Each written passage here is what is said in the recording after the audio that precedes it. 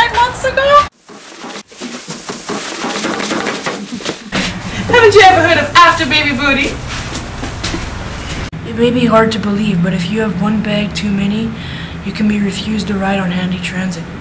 Ask me. I had to pay $35 for a 1 kilometer cab ride when HandiTransit refused me. Hello? Hi. Yes, I'd like to cancel my HandiTransit ride for today and reschedule for tomorrow to Bartley's funeral home. Yes. Okay, thank you. Bye-bye.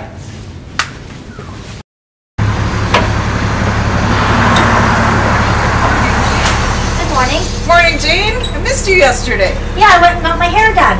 It looks lovely. Thank you. Hello. Hey, you weren't here yesterday. Where were you? But I called and cancelled. I called and cancelled yesterday. Well, no, according to our sheets, we got you as a no-show. I called and cancelled. Rules are rules. Off the bus. Do you really think we should keep track of every no-show we have? As it is, we have to plan our lives 2 days ahead of time. 2 days ahead of time. 2 days ahead of time. 2 days ahead of time. Good afternoon, HandiTransit. How can I help you? Oh, HandiTransit? Oh yeah, right, okay. Oh, it's okay, I've changed my mind. I'm gonna walk home.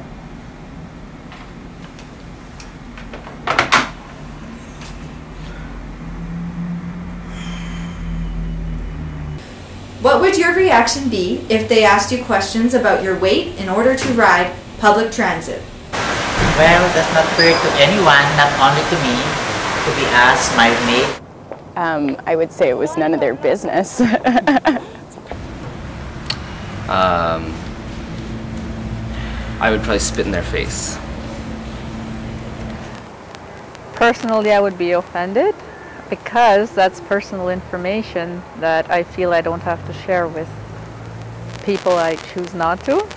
What would your reaction be if they asked you if you were planning on having surgery, how long that surgery would be, and if you're required attendant support after the surgery?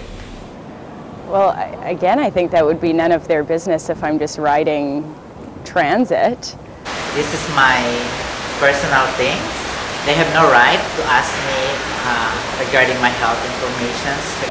Most people that I know would probably be incredibly emotional and feel interrogated by that and feel very uncomfortable. If it was for the use of public transportation, I wouldn't give out that kind of information unless it was for medical, such as doctors, surgeons, anything like under that profession. People with disabilities are asked if they receive housekeeping, meal preparation, and how long personal supports will be required. Would you be willing to offer that information of yourself to ride the bus? If not, why not? I wouldn't offer that information unless it was to somehow give me a reduced fare.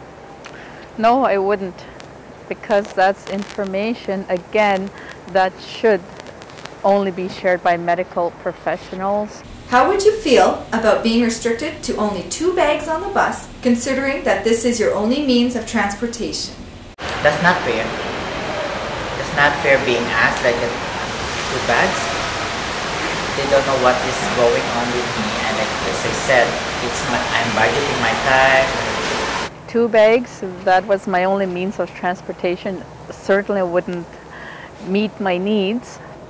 Well, I think that's ridiculous because as a transit user, I often have to take more than 2 bags, and it's normally to do my grocery shopping or whatever transportation I need to bring from, well, whatever stuff I've got to bring from point A to point B. So I think that's ridiculous that they can only bring 2 bags. It wouldn't work for me.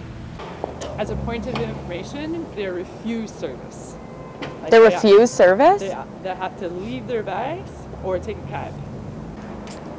Well, unless their cab is $2, you know, I think that's crazy. Riders of HandiTransit have to call ahead 2 days in advance to book their rides, and if they do not show for their rides, they are penalized riding privileges. Would this process work for you in order to ride regular transit? No, I never know where I'm going to be 2 days in advance.